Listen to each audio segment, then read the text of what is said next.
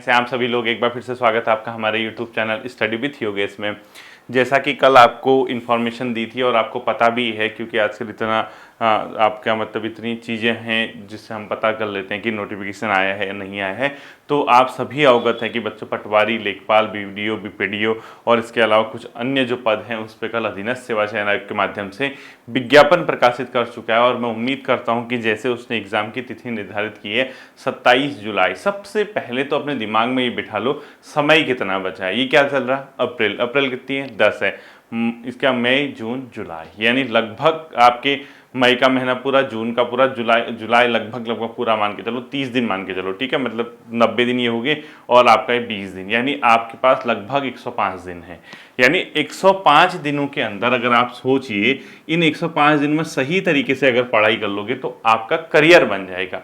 नहीं करोगे, एक बार हाथ से मिस हो गया, खुद सोचो, एक बार हाथ से निकल गया तो उसके बाद नया विज्ञापन कब आएगा कोई नहीं जानता। क्योंकि इससे पहले बीडीओ बीपीडीओ की जो भर्ती हुई थी 2021 का विज्ञापन था। उसके बाद वो 21 वाला जो विज्ञापन था बच्चों, उसमें तमाम प्रकार की चीजें हुई थी जैसा कि आप अवगत हैं। उसके बाद एक कम पदों पे फिर से आया था, हालांकि वो भी समेकित था। तो इस बार पुनः एक मौका है। पटवारी का भी बहुत लंबे समय बाद 2-3 साल के बाद विज्ञापन आपको देखने को मिला, 3-3.5 के बाद। लेखपाल का वही है। इसके अलावा वीडियो के जिसमें ठीक ठाक पद आए हैं, 200 कुछ पदों पे भर्ती आई है बच्चों। एक बहुत अच्छा मौका है, गोल्डन अपॉर्चुनिटी है। यहाँ से इस एग्जाम की पूरी रणनीति के साथ आप आगे बढ़िए। क्या करना चाहिए, क्या नहीं करना चाहिए, ये मैं आप लोगों को बताऊंगा। और अगर आप इसको फॉलो करते हैं तो फायदा होगा, नहीं करते हैं तो आप अपने स्तर से जो भी कर रहे हैं, बस टारगेट ये होना चाहिए कि आपका चयन हो सके, आप फाइनल सिलेक्शन इसमें ले सके। ध्यान रखना, ठीक है। देखिए, क्योंकि ये जो पद है बच्चों, ग्रुप सी के स्नातक स्तरीय पद हैं और सभी पदों में लगभग एज कितनी दे रखी है? 21 वर्ष से 42 वर्ष। आप सभी जानते हैं, यानी आप 21 वर्ष से अधिक उम्र के हैं और 42 वर्ष से कम उम्र के हैं तो आप इन पदों के लिए एलिजिबल हैं। बस इसमें रिजर्वेशन के जो मानक हैं वो आप अपनी अपनी कैटेगरी के हिसाब से देख लेना कि आयु सीमा में कितनी छूट है, क्या है, ठीक है। जनरल में बता रहा हूँ जो नॉर्मली है। इसके अलावा आपका जो पद है एआरओ का पद है, उसमें सेकंड नंबर पे कुछ और है। साथ ही साथ लेखपाल, पटवारी, वीडियो, बीपीडीओ और एक कुछ ये आपका स्वागती वगैरह। तो लगभग 400 पदों पे विज्ञापन आयोग ने प्रकाशित किया है, ठीक है। मैं बाकी इस पे डिस्कस न करें, सीधे हम किस तिथि की ओर जाएंगे बच्चों? 27 जुलाई 2025, जो एक मेन डेट है आपकी। यहाँ पे आपको आना है कि आपका एग्जाम तो यहाँ है भाई। इसके आधार पे, यानी ये दिन अगर आपने अच्छा बिता दिया तो आप समझिए तो आपका करियर बन गया, मतलब आप यहाँ पे सेटल हो गए। फिर वरना आपको फिर पता नहीं कब इंतजार कितना करना पड़े, कौन सा भर्ती आएगी, किसमें आपका चयन होगा, कोई नहीं जानता। क्योंकि जिन 400 बच्चों का इस बार सिलेक्शन होना है, आप मान के चलिए कि आपको तो एक सीट चाहिए, आप ये मान के चलिए कि उसमें से एक आप भी हों, ठीक है। अच्छे से मेहनत करनी, 105 दिनों का समय है। देखिए, सब छात्र जानते हैं सिलेबस एक पैटर्न दिया है आयोग ने। सबसे पहले हम बात करेंगे हिंदी की। क्या क्या आता है इसमें आप सभी जानते हैं। हिंदी का पोर्शन है 20 मार्क्स का। मैंने आपसे क्या कहा था कल कि आपके पास सिलेबस डाउनलोड होना चाहिए, ठीक है। इसके बाद रीजनिंग का पोर्शन है 10 मार्क्स का। इसके बाद उसने जो सामान्य ज्ञान का पोर्शन आता है लगभग 25 मार्क्स का। कंप्यूटर का क्वेश्चन आता है लगभग 5 मार्क्स, 25 5 30, 10 40 और 10 60 20 60, ठीक है। और लास्ट तो उत्तराखंड आता है लगभग 40 नंबर का, ठीक है। ये अपने आप में बच्चों आपके पूरे एग्जाम 100 नंबर का एग्जाम है। ये आपका पैटर्न है और ऑब्जेक्टिव टाइप है। 2 घंटे का इसमें समय होता है। जो बच्चे पूछ रहे थे सर इतने पद हैं, वीडियो का आया, बीपीडीओ का आया, पटवारी आया, लेखपाल, इसके लिए अलग अलग पेपर होगा, एक ही पेपर होता है बच्चों। अब क्या होता है, आयोग क्या करेगा आपसे, जैसे आप फॉर्म भरोगे उसमें आपकी प्रेफरेंस पूछेगा, आप किस किस पद के लिए फॉर्म भर रहे हैं। जैसे कई बच्चे होंगे जिनको पता है कि हमारे पास CCC सर्टिफिकेट नहीं है, या हमारे पास O लेवल का कंप्यूटर सर्टिफिकेट नहीं है, या हम वैयक्तिक सहायक या स्टेनोग्राफी के लिए हमारी स्टेनो सही नहीं है, तो वो क्या करेंगे, उन पदों को स्किप करते हुए वो पटवारी या लेखपाल जिन पदों के लिए भर रहे हैं, वो जो छात्र सभी पदों के लिए एलिजिबल हैं वो सब में क्या कर देंगे, टिक कर देंगे, यानी फॉर्म भरते समय। तो उसके बाद जैसे क्या होगा, आपका एग्जाम होगा तो पटवारी लेखपाल की जब वो फिजिकल कराएगा तो उस टाइम पे सिर्फ पटवारी लेखपाल वालों को जाना पड़ेगा। आपने महिलाओं के भी उसमें पद हैं, बॉयज के भी उसमें पद हैं, यानी गर्ल्स और बॉयज दोनों के लिए पद ओपन की है। तो जब आप उसमें पटवारी और लेखपाल का जब आप फॉर्म आप फिल कर रहे हैं, एक ही फॉर्म भरोगे, उसमें टिक मारोगे, तो जिस दिन आपका उसके फिजिकल के लिए बुलाएगा तो पटवारी लेखपाल के लिए फिजिकल के लिए बुलाएगा, ठीक है। जैसे वैयक्तिक सहायक है, वैयक्तिक सहायक में स्टेनोग्राफी मांगता है, स्टेनो मांगता है, तो जब रिजल्ट आएगा तो स्टेनोग्राफी के लिए वो एक अलग से देगा। स्टेनोग्राफी में इनका चयन हुआ है, तो इनका चयन हुआ है तो उनको स्टेनोग्राफी करवाएगा। स्टेनोग्राफी में वो पास हो गए तो ठीक है, नहीं तो उनकी सेकंड चॉइस जो होगी उसमें हो। यानी आप लोग क्या कर सकते हैं, सभी पदों में जिस चीज के लिए आप एलिजिबल हैं आपको स्टेनोग्राफी आती है या आपको नहीं आती है, उस हिसाब से आप देखेंगे कि आपको कौन सा पद आपके लिए है या नहीं। आप सभी में टिक भी मार सकते हैं जो इसके, अगर आप सभी के लिए योग्य हैं। नहीं, अगर आपको लगता है कि ओ लेवल का सर्टिफिकेट नहीं है, स्टेनोग्राफी आपकी नहीं है या तो फिर आप पटवारी, लेखपाल या ट्रिपल-सी नहीं है तो वीडियो, इन पदों पे आप टिक करेंगे तो एग्जाम एक ही होगा। एग्जाम एक होगा, उसके आधार पे आपकी चॉइस या आपकी प्रेफरेंस के आधार पे आपने फिजिकल निकाला या नहीं निकाला, फिजिकल में पार्टिसिपेट किया नहीं किया, या उन पदों पे आपने टिक लगाया नहीं लगाया, स्टेनोग्राफी पे टिक लगाया, जहां पे आप बैठ रहे होंगे सही, आपकी योग्यता, आपके मार्क्स और आपकी चॉइस के अनुसार आपका उस वाले लिस्ट में नाम होगा। जैसे पटवारी की लिस्ट आई, आपने कोई और नहीं भरा, आपने सिर्फ पटवारी टिक लगाया, पटवारी का फिजिकल दिया, आपके पटवारी के हिसाब से मार्क्स है या नहीं है तो आपका पटवारी में चयन होगा, इस तरीके से। ठीक है।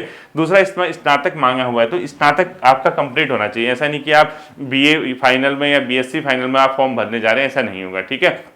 स्नातक स्तरीय है, ग्रेजुएशन आपका कंप्लीट होना चाहिए बच्चों। और ध्यान रहे, जो बच्चे हैं जिसको एनओसी वगैरह लेनी है, जो ऑलरेडी सरकारी सेवा में है, वो एनओसी लेके तैयार रखना, फिर बाद में कहीं आपको दिक्कत ना आए। ठीक।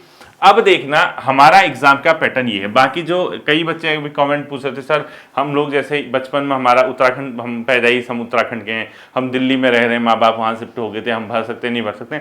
योग्यता क्या है, आप पूरा फॉर्म पे, मतलब आप वांछित क्या आपको अभिलेख चाहिए, इसके लिए क्या आपके रिक्वायरमेंट है, सारा नोटिफिकेशन में लिखा है। बेसिकली डोमिसाइल आपके पास होना चाहिए, या डोमिसाइल या 10th 12th उत्तराखंड से होना चाहिए, आप फॉर्म फिल कर पाते हैं। ठीक है। ध्यान से सुनना, ये आपका पेपर। अब सबसे पहले बच्चों हम इसकी बात करते हैं। देखना, ये एक लिमिटेड टॉपिक इसमें दिए हुए हैं, आप चेक करेंगे। आपको लास्ट में एक साहित्य वाला पोर्शन दिया है जिसमें गद्य और पद्य दिया है, जिसमें उनके नाम लिखे हुए हैं। आपका हिंदी कंप्यूटिंग दे रखा है, आपका जनसंचार दे रखा है, आपका पत्रिका दिया है, आपका अलंकार मुहावरे लोकोक्ति दिया है, आपका वाक्य भेद वाक्य शुद्धि दिया है, आपका संधि दिया है, आपका शब्द दिया है, तत्सम तद्भव, इसके अलावा उपसर्ग प्रत्यय, आगत शब्द या देसी विदेशी शब्द जो भी होते हैं। ठीक है। इसके अलावा स्वर संधि और संधि के अलावा इसके अलावा स्वर व्यंजन वगैरह दिए हैं, लिंग दिया है, वचन दिया है, साथ ही साथ आपका देवनागरी लिपि का विकास दिया है, वर्ण और व्यंजन वाला चैप्टर दिया है। तो हिंदी का एक 20 नंबर का पोर्शन, कोई ना कोई किताब जो आपको इसके लिए चाहिए होगी, कंप्लीट मान के चलिए, क्योंकि 20 नंबर जब आप पेपर शुरू करोगे यहीं से शुरुआत होगी। आने वाले 30 अप्रैल तक आपको कोशिश करनी होगी बच्चों कि हिंदी का सिलेबस आपका एक बार कंप्लीट हो जाए। आप कम से कम 2 घंटे स्टार्टिंग में हिंदी को दीजिए, जब आप यहां से तैयारी करने लगते हैं। बाद में जैसे ही अप्रैल चला जाएगा, आप 2 घंटे को आधा घंटा करोगे, क्योंकि आपको रिविजन करना होगा, आप दूसरे सेक्शन को टाइम दे दोगे। ठीक है। यानी आप कोशिश करना सिलेबस के हिसाब से 30 अप्रैल तक आपका क्या हो जाए, सिलेबस कंप्लीट हो जाए। अब क्या होगा, आप कहोगे सर हम कहां से पढ़ें।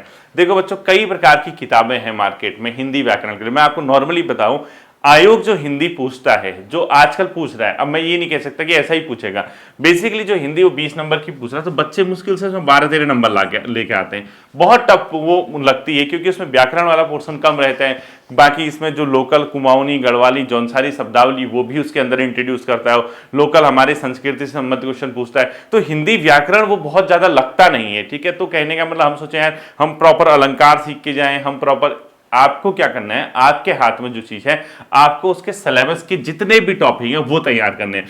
अब आप हिंदी की कितनी भी किताबें खोजो, कुछ भी पढ़ लो, वो चीजें क्या हो रही, 12-13 नंबर से ऊपर नहीं पहुंच पा रही। तो हम क्यों अनावश्यक किताबें पढ़ें। आप खुद सोचो, आपसे खुद देखना, आप कितनी भी किताबें पढ़ो, मैं कह रहा हूं आप कभी कुछ पकड़ के लाओ, कभी कुछ पकड़ के लाओ, कभी कुछ पकड़ के लाओ, आपको 12-13 नंबर से ऊपर वो पहुंचाएगा ही नहीं 20 नंबर में। तो हिंदी के लिए जो सोर्स है बच्चों, या तो आप लुसेंट हिंदी व्याकरण पढ़ लीजिए, ल्यूसेंट हिंदी व्याकरण, या कह रहा हूं, या हरदेव बाहरी की हिंदी व्याकरण पढ़ लीजिए, हरदेव बाहरी। ठीक है। इनमें से कोई एक। ठीक है।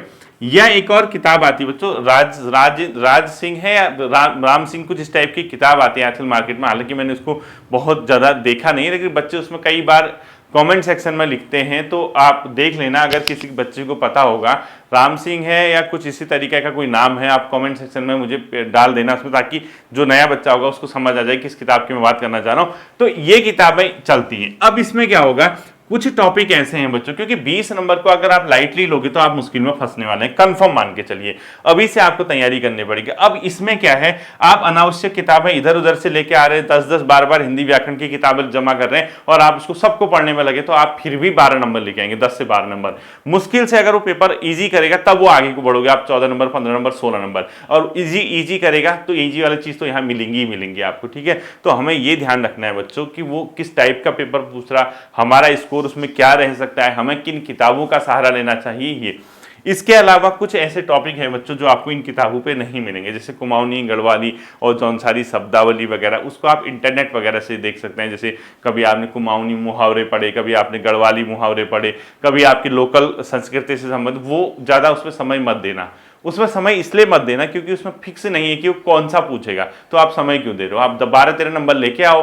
बाकी इसके अंदर जैसे पत्र पत्रकारिता है, हिंदी कंप्यूटिंग है, या जनसंचार है, या हिंदी साहित्य है, या कोई ऐसे टॉपिक जो आपको टफ लगते हैं, आप मुझे कमेंट सेक्शन में बता देना। उसके लिए मैं जो आजकल क्रैश कोर्स चला रहा हूँ, ठीक है, एक यहाँ पर क्रैश कोर्स चल रहा है आज का, आप देखना उसमें लगभग 12 वीडियोज आ चुके हैं, 10 से 12 वीडियो।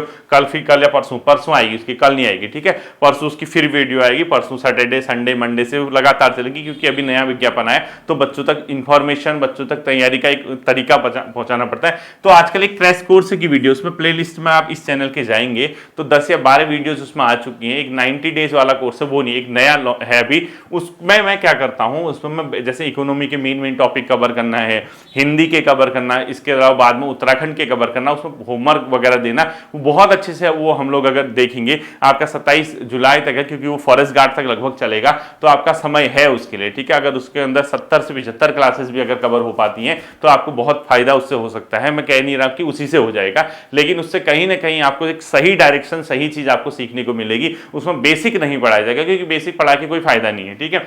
तो लूसेंट का ही अब इसमें कुछ टॉपिक ऐसे हैं जो आपको इन किताबों में नहीं मिलेंगे, वो मैं खुद ही करा दूंगा। आप जैसे जुड़े हैं मुझसे, इतने लंबे समय से जुड़े हैं, तो आपको खुद ही मिल जाएगा। इसके अलावा आपकी मैंने प्लेलिस्ट में एक फोल्डर बनाया होगा, UK triple S C Hindi व्याकरण करके।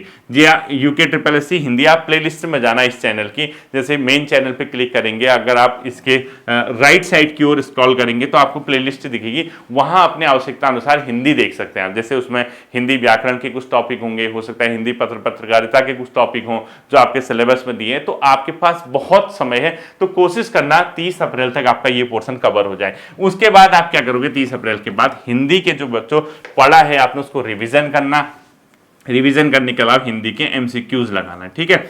कई बच्चे इसमें ये कहने लगे कि सर टेस्ट पेपर शुरू कर दीजिए, टेस्ट पेपर सही समय पे आपको इन्फॉर्मेशन दे दी जाएगी, ठीक है। अगर इसके टेस्ट पेपर शुरू होने वाले होंगे तो सही टाइम पे इन्फॉर्मेशन दे दी जाएगी। फिलहाल कोई प्लान नहीं है, ठीक है, अप्रैल तक तो कोई मतलब नहीं है। मई से में भी अगर आपको अगर शुरुआत होगी तो आपको लगभग 15 पेपर आपको कोशिश की जाएगी आपको करा दिए जाए, अगर टाइम मिल पाया तो, ठीक। तो यहां से आप क्या करेंगे, हिंदी तैयार करेंगे, और हिंदी बिल्कुल भी सिलेबस से बाहर मत पढ़ना।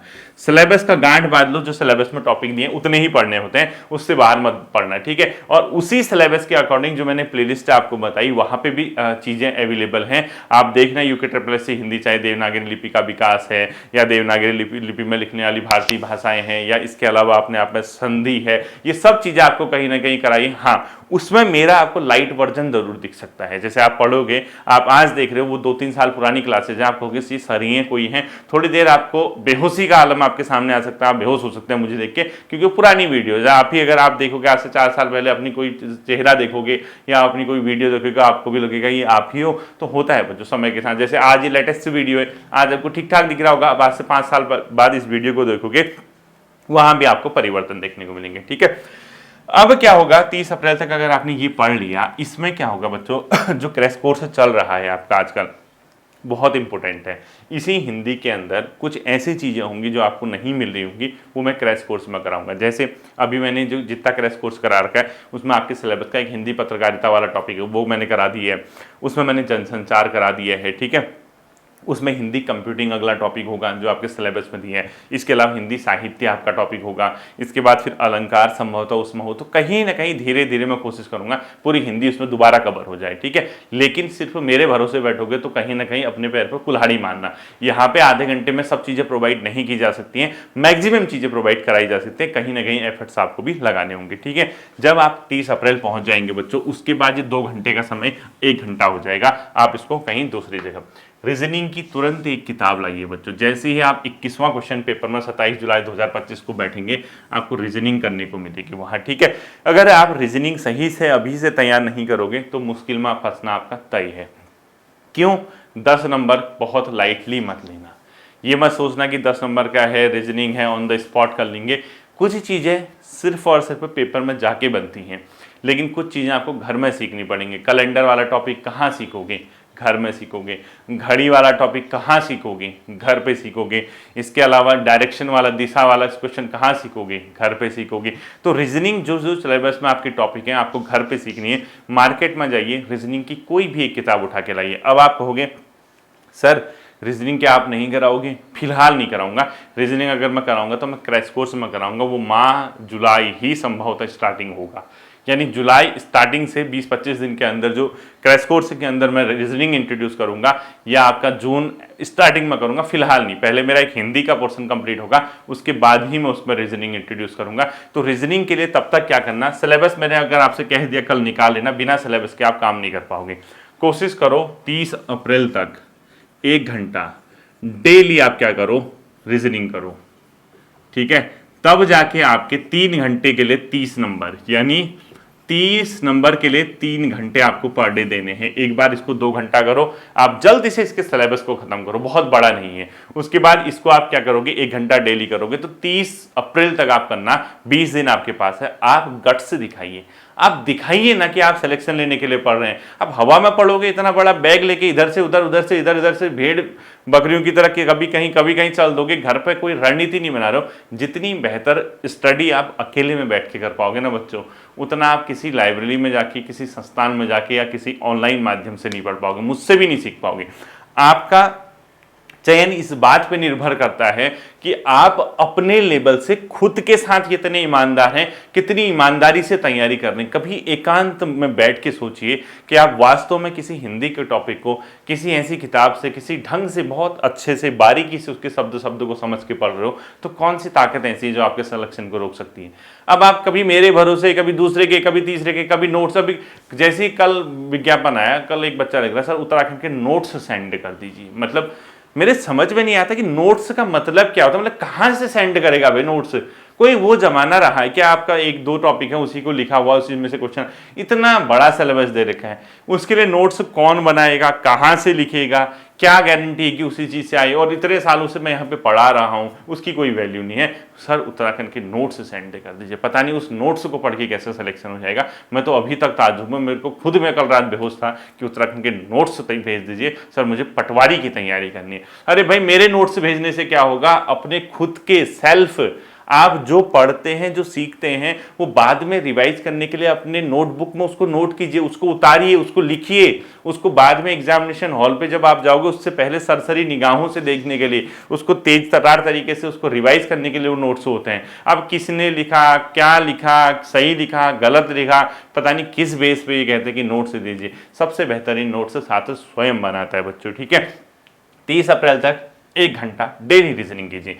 आप जैसे ही 30 अप्रैल क्रॉस होकर मई में एंटर करोगे, आप एक कंफर्ट जोन पे पहुंच जाओगे। ये जो 3 घंटे हैं बच्चों, ये 1 मई से आपका सिर्फ और सिर्फ 1.5 घंटा रह जाएगा। आधा घंटा रीजनिंग, 1 घंटा क्या अपने आप में हिंदी। आपको सिर्फ इतना पड़ेगा, आपका समय यहाँ पर कम हो जाएगा। ये 1 मई से आपका समय बचना शुरू हो जाएगा, ठीक है। उस 1 घंटे को जो आप लगभग जो 1.5 घंटा आपका बचेगा, उसको किसी और सब्जेक्ट में आप देना शुरू कर दोगे। तीसरी चीज जो आती है बच्चों, इसमें सीधे बात है जीएस का पोर्शन। अब जीएस में इतना सिलेबस दिया गया है, कभी कुछ कभी कुछ कभी कुछ, संभव नहीं है कि आप उसके लिए हर नई किताब लेके आओ। आपका 25 नंबर का जीएस है, कम से कम 150 टॉपिक उसने दिए हैं सिलेबस में। इतिहास देखो, सारा इतिहास लिखा है, ancient, medieval, modern, world history अलग से। ज्योग्राफी देखो, दबा के टॉपिक दिए हैं। इकोनॉमी देखो, सबसे कम इकोनॉमी दिया। पॉलिटी देखो, भरमार है टॉपिक्स की, ठीक है। तो भाई इतने टॉपिक, और इतने टॉपिक को अगर आप पढ़ने बैठोगे तो आपको 6 महीने का समय तो कम से कम आपको जीएस पढ़ने के लिए चाहिए।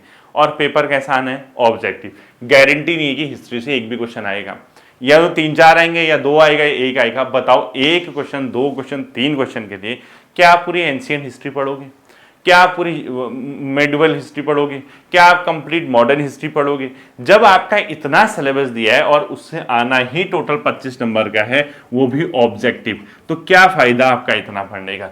इसमें एक काम हो सकता है, आप क्या करें बच्चों, कहीं ना कहीं एनसीईआरटी की कोई सार वाली किताब आती होगी महेश बर्णवाल जी की, वो पढ़ लीजिए, वो ठीक ठाक है। इसके अलावा आप घटना चक्र या लूसेंट पढ़िए। मैं तो, मेरी जो पर्सनल सलाह है, क्योंकि वनडे एग्जाम या ग्रुप सी लेवल के एग्जाम में जीएस इससे ज़्यादा नहीं पढ़ी जाती, क्योंकि आप पढ़ेंगे, डीप स्टडी अगर आप करेंगे तो फिर आप एक आध नंबर 2-3 नंबर के चक्कर में सारा अगर आपको डीप पढ़ना पड़ता है तो आपका समय बहुत लग जाएगा।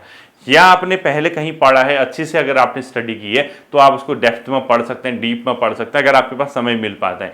वरना अगर समय नहीं मिलेगा तो मैं कुछ नहीं कह सकता, मैं इसके लिए सजेशन भी नहीं दूंगा। हाँ, इतना मैं जरूर कह सकता हूं, अगर आपको डीप पढ़ना है, 2 चीजें मैंने इसमें बांट दी है, ठीक है। आप इसके लिए लूसेंट या कह रहा हूं, ठीक है, या समझना, ये अलग अलग है, सब नहीं है।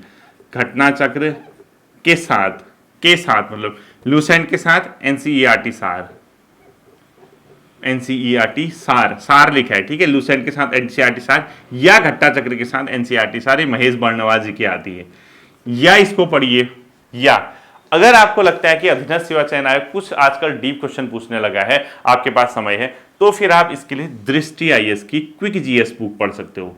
दृष्टि आईएएस की क्विक जीएस बुक, ठीक है। यानी ये 2 चीजें हैं। अब मुझे नहीं पता कि आपके पास कितना समय होगा, आपने पहले कितनी पढ़ाई की है, आप क्या 2-3 महीने के अंदर दृष्टि आईएएस क्विक जीएस बुक खत्म कर पाएंगे, नहीं कर पाएंगे, मुझे नहीं पता बच्चों। मैं क्योंकि इसमें जीएस के लिए इसलिए मैं सजेशन नहीं दूंगा बड़ी किताबों का, क्योंकि मार्क्स कम आने हैं बच्चों, वहां से सिर्फ 25 मार्क्स गए, सिलेबस बहुत ज्यादा आपको दिया गया है, तो आप कितना उसमें से स्टडी करेंगे ये समझ नहीं आ पाएगा, ठीक है। तो अगर आप दृष्टि आईएएस क्विक जीएस बुक पढ़ते हैं तो आपको पर डे 2 किताबें पढ़नी पड़ेंगी। अगर आप हिस्ट्री और पॉलिटी से शुरू करते हैं, ज्योग्राफी और इकोनॉमी में जाके खत्म करते हैं, तो आपको कहीं ना कहीं, हालांकि इनको पढ़ने से आपको लगभग बहुत फायदा होगा, आप बहुत चीजें उसमें सीख जाएंगे, फैक्चुअल भी है, कॉन्सेप्ट बेस्ड भी है, मतलब उसमें ऐसा भी नहीं कि बहुत डीप दे रखा है, ऐसा भी नहीं कि बहुत हल्का दिया है। अच्छी किताब मैं उसको कहता हूं, ठीक है। ठीक किताब उन लोगों ने बना रखी है एक दिवसीय एग्जाम के लिए, लेकिन आप कितना उसको समय दे पाओगे, क्योंकि 100 से 105 दिनों के अंदर आप हिंदी भी पढ़ेंगे, आप जीएस भी पढ़ेंगे, आप रीजनिंग भी करेंगे, तो आपके अंदर का कितना, मतलब आप जुनून है, कैसे आप पढ़ सकते हैं, वो मैं एग्जैक्टली नहीं बता पाऊंगा। हाँ, इतना जरूर है, जो क्रैश कोर्स चल रहा है उसमें इंपोर्टेंट टॉपिक जो होंगे जीएस के, वो मैं करा भी रहा हूँ, ठीक है। मेरा टारगेट पहले इकोनॉमी का था, इकोनॉमी में मैंने गरीबी, बेरोजगारी, महंगाई, इसके अलावा जो विदेश फॉरेन सेक्टर है वो मैंने क्रैश कोर्स में करा दिया। अगर आप देखेंगे फॉरेन सेक्टर, महंगाई, गरीबी, बेरोजगारी, ये मेन टॉपिक मैंने करा दिए। इसके अलावा लास्ट टाइम मैंने एमएसएमई वाला पढ़ाया था, उस सिलेबस में दिया है। इसके साथ ही कुछ और टॉपिक बचे, नई आर्थिक नीति बचा है, सरकार की रोजगार परक कुछ योजनाएं हैं। अब रोजगार परक योजना मैं थोड़ा ना पढ़ाऊंगा, वो तो आप नेट में डालिए, सर्च कीजिए सरकार की रोजगार पर, भारत सरकार की रोजगार परक योजनाएं कौन सी हैं, मेन योजना आपको दे देगा वो, ठीक है। उसको लिखाने की जरूरत नहीं, वो तथ्यात्मक है। ये आपका जीएस है। जीएस क्या करना अभी, आप क्या करना अभी से, इसकी कोई डेट नहीं है, ये आपका फाइनल तक चलता रहेगा बच्चों। 2 सब्जेक्ट हैं और 2 सब्जेक्ट हैं, ऐसे लेके चलिए। 3 दिन आप, जैसे आप कोई भी 3 दिन, जैसे आप आज कल परसों 3 दिन अगर हिस्ट्री और पॉलिटी पढ़ते हैं, अगले 3 दिन आप ज्योग्राफी और इकोनॉमी, फिर ऐसी history polity, geography economy, history polity, geography economy, 3-3 दिन का एक अपना शेड्यूल बनाइए और इस तरीके से इसको लेके चलिए, तब जाके एग्जाम होने तक आपके जीएस में एक बहुत अच्छी कमांड बन जाएगी, ठीक है। अब आप पे डिपेंड करता है कि इसमें आप किस तरीके से इसको लेके चलोगे। अगर आप कहोगे सर आप क्या कर दोगे, मैं आपको इसमें क्रैश कोर्स में अपने हिसाब से जो टॉपिक इंपोर्टेंट मुझे लगेंगे मैं वो करा दूंगा, ठीक है। बाकी भगवान भरोसे है जीएस में आप कितना अच्छा परफॉर्मेंस कर पाते हो नहीं कर पाते हो, किताबें मैंने बता दी। और जीएस कंप्लीट ग्रुप सी के लिए कर पाना संभव नहीं, इतना सिलेबस दिया है, उसके लिए बहुत समय चाहिए, तो इसलिए मैंने आपको पहले ही ये बता दिया, ठीक है। अब आता है कंप्यूटर। कंप्यूटर बच्चों ट्रेडिशनल कंप्यूटर नहीं पूछ रहे हैं अभी, इन लोगों ने सिलेबस में एक टॉपिक दिया है जिसके अंदर 5 यूनिट है, कंप्लीट इंग्लिश में लिखा होगा, चेक करना उसको, उसी से आपको कंप्यूटर पढ़नी पड़ेगी। वो नेट में भी अगर आप डालोगे मेलवेयर क्या है, या अपने फायरफॉक्स क्या है, या एंटीवायरस क्या होते हैं, वायरस क्या होते हैं, एमएस वर्ड में जो टाइपिंग वगैरह किस तरीके से, कौन से फॉन्ट से क्या होता है, सारा सिलेबस है बच्चों। वो ज़्यादा लगता तो बहुत बड़ा है, बट वो बहुत बड़ा भी नहीं है जितना आप सोच रहे हो। इसमें मैं जो कंप्यूटर का पोर्शन है ये मैं क्रैश कोर्स में ऐड करूँगा। ठीक है। क्रैश कोर्स के अंदर मैं इसको ऐड करूंगा, बहुत जल्दी मैं इसको ऐड करने वाला हूँ, शायद इसी आने वाले मंडे से कर दूं। तो हिंदी के साथ कंप्यूटर का पोर्शन और जो जीएस का पोर्शन है, इकोनॉमी वगैरह, स्टार्टिंग क्रैश कोर्स में ये वाला पोर्शन मैं कंप्लीट करूंगा। आप क्या करोगे, इन टॉपिक्स को इंटरनेट से ही पढ़ सकते हो, सिलेबस नहीं होगा तो फिर कुछ नहीं होगा। अब अंतिम चीज आती है जो सबसे मोस्ट इंपोर्टेंट है, उत्तराखंड, जिसका बहुत हैवी वेट है, बहुत इंपॉर्टेंट, बहुत महत्वपूर्ण सेक्शन जो है, जिसमें सबसे ज्यादा मार्क्स आते हैं। और ये खुद अपने आप में आपको कितना देगा, कम से कम 2 से 3 घंटा पढ़ रहे, 2 से 3 घंटा आपको उत्तराखंड पढ़नी है, कम से कम 2 घंटा आपको पर डे जीएस पढ़नी है। आधा घंटा आपने हिस्ट्री पढ़ी तो आधा घंटा पॉलिटी, फिर अगले दिन मतलब सॉरी 1 घंटा हिस्ट्री, 1 घंटा पॉलिटी एक दिन पढ़ी। उसके बाद जब आप अगले 3 दिन जाओगे तो आधा 1 घंटा ज्योग्राफी या 1 घंटा इकोनॉमी। तो 2 घंटा आपका जीएस खा रहे हैं, 1 घंटा आपका रीजनिंग खा रहे हैं, 2 का 3, और 2 घंटे आपकी हिंदी खा रहे हैं 5, और 2-3 घंटे ये, यानी 7 से 8 घंटे की स्टडी। तब जाके आप पटवारी, लेखपाल, वीडियो, पीपीडीओ जो नए एग्जाम आए वो निकाल पाओगे, क्योंकि समय कम है। साफ साफ बात है, अब इसमें झूठा दिलासा दे के 2 घंटे पढ़ के हो जाएगा भी नहीं कहा जा सकता है, ठीक है। तो ये जो पोर्शन है 2 से 3 घंटे मांगेगा। उत्तराखंड क्योंकि बहुत बड़ी है, जिस सबसे ज्यादा अगर कोई चीज है इस चैनल में हो या आपके अपने लेवल पर हो, जिसका सबसे ज्यादा सोर्स है वो उत्तराखंड है, ठीक है। उत्तराखंड में क्या करना है बच्चों, आपको मैं बताता हूं। देखो, किताब यहाँ पे चलती है अजय रावत जी की हिस्ट्री की, ठीक है, किसकी, अजय रावत जी की जो हिस्ट्री चलती है नॉर्मली जो चलती है, ठीक है। इसके अलावा परीक्षावाणी हर घर मिल जाएगी आपको। परीक्षावाणी ओवरऑल मतलब वन लाइनर भी नहीं कह सकते इसको, एक प्रकार से फैक्ट बेस्ड किताब है, ठीक है। इसके अलावा विंसर ईयर बुक जो लेटेस्ट है 2025 की, विंसर ईयर बुक जो लेटेस्ट वाली है, ठीक है, 2025। साथ ही साथ गवर्नमेंट की इकोनॉमी सर्वे, बजट और सरकार की योजनाएं, ये उत्तराखंड में आता है यहाँ पे, ठीक है। यानी उत्तराखंड में भूगोल वगैरह ये सब चीज आपको कहाँ मिल जाएंगी, ये परीक्षावाणी वगैरह के अंदर से ही शामिल हो जाती है। चाहे उत्तराखंड का भूगोल हो, उत्तराखंड में पॉलिटी हो, विविध क्वेश्चन हो, और वो विंसर ईयर बुक से कवर हो जाती है। इतिहास का पोर्शन अजय रावत वगैरह से होता है। इस चैनल में भी आपको पर्याप्त मात्रा में चीजें मिल जाएंगी। उत्तराखंड इतिहास प्लेलिस्ट में जाइए, फाउंडेशन बैच देखिए, उत्तराखंड इतिहास कंप्लीट हो जाएगा बहुत ईजिली, ठीक है। जो उत्तराखंड की ज्योग्राफी है, उत्तराखंड का बेसिक इंफॉर्मेशन है, जिला सीरीज इसके अंदर पढ़ी है, डिस्ट्रिक्ट सीरीज जिसने पढ़ी है अच्छी बात है, नहीं पढ़ी है तो डिस्ट्रिक्ट सीरीज शुरू कीजिए, वो क्रैश कोर्स में होमवर्क भी दे रहा हूं मैं। इसके अलावा विंसर ईयर बुक 2025 की इस चैनल में मिल जाएगी। परीक्षावाणी कैसे पढ़नी है प्लेलिस्ट में वो मिल जाएगी। यानी उत्तराखंड का कोई दिक्कत नहीं। उत्तराखंड का बच्चों में जितना भी पोर्शन कराऊंगा आपको होमवर्क के रूप में दूंगा, और उसको मैं सरसरी निगाह हूं, मैं क्रैश कोर्स में रिवाइज करा रहा हूं। जैसे मैंने 7-8 जिले बता दिए आपको कि इससे ये पढ़ना, इससे ये पढ़ना, यहाँ से ये क्वेश्चन आ सकता है, ये आ सकता है। इसी तरीके से जब जिला सीरीज खत्म हो जाएगी मैं उत्तराखंड की हिस्ट्री ऐसे रिवाइज कराऊंगा। पढ़ना आपका काम है, नहीं पढ़ोगे फिर ऐसे देखते रहोगे अगले विज्ञापन की स्ट्रेटेजी। वरना अगर पढ़ने लगोगे तो कहोगे हाँ यार सर ने बताया था, हमने उसको फॉलो किया, फायदा हुआ, हम उनके साथ साथ चले। इसके अंदर जो नई चीजें होती हैं उत्तराखंड की, ऑटोमेटिकली आपको प्लेलिस्ट में, आप चैनल पे गए हैं ना, इस चैनल को अगर आप सब्सक्राइब करते हैं, बेल आइकन का बटन दबाते हैं तो आपको नोटिफिकेशन ऑटोमेटिकली मिल जाएगा। तो यहाँ पे जो क्रैश कोर्स मैं करा रहा हूं वो आपके लिए महत्वपूर्ण साबित हो सकता है। पूरी रणनीति, पूरा ये फ्लो चार्ट आपके सामने है। इसको आप क्या करना, हिंदी और रीजनिंग का 30 अप्रैल तक 1.5-3 घंटा देना, उसके बाद इसको 1.5 घंटा कर देना। जीएस आपको अभी से एग्जाम तक 2-2, 3-3 घंटे डेली पढ़ना है, और जो आपका जी ये वाला पोर्शन है उत्तराखंड वाला, ये भी आपको 2-2, 3-3 घंटा डेली पढ़ना है, ठीक है। नई जो भी अपडेट होती है आपको चैनल पे देखने को मिल जाएगी। इस पूरे चार्ट के हिसाब से अपनी तैयारी रखिए। आपको क्या करना है, अगर आप उत्तराखंड नए बच्चे, पुराने हैं जो मुझसे पहले से जुड़े, नोट्स तो पढ़ा है भाई उसको रिवाइज कीजिए, जो नई चीज उसमें पढ़ाऊंगा उसको ऐड ऑन करते रहना, ठीक है। पहली बार आए हैं या नहीं पढ़ा है, पुराने ने पढ़ा है, पहली बार आए हैं तो तुरंत क्या कीजिए, जिला सीरीज से शुरू कीजिए और उत्तराखंड इतिहास से शुरू कीजिए। जैसे पहले दिन एक जिला पढ़ते हो तो अगले दिन उत्तराखंड के इतिहास के फोल्डर पे आ जाओ। अगले दिन दूसरा जिला सीरीज का दूसरा टॉपिक पढ़ते हो, वहां उत्तराखंड के इतिहास पे आ जाओ। तीसरे दिन तीसरा जिला पढ़ते हो, अगले दिन उसके उत्तराखंड के इतिहास पे। तो 30 अप्रैल तक आपका जिला सीरीज और उत्तराखंड इतिहास खत्म कर दो। मान जाऊंगा अगर आपके अंदर नए बच्चे गट्स है, 30 अप्रैल तक जिला सीरीज और उत्तराखंड इतिहास इस चैनल से खत्म कर दो। उसके बाद रिवाइज करने में देखना कितना मजा आता, साथ साथ चलोगे क्रैश कोर्स में, ठीक है। आई होप कि इस डेट वाइज जो मैंने बताया इसको आप समझ रहे हैं। 27 जुलाई 2025 तक का समय आपके पास है, यानी 26 जुलाई, 27 को आपका एग्जाम होगा। मैं उम्मीद करता हूं कि आपका एग्जाम अच्छा होगा, अच्छे से वहां परफॉर्मेंस करेंगे। आप सभी को ढेर सारी शुभकामनाएं। फिर मिलते हैं अगले सेशन पर, अपना ध्यान रखिएगा। Thank you.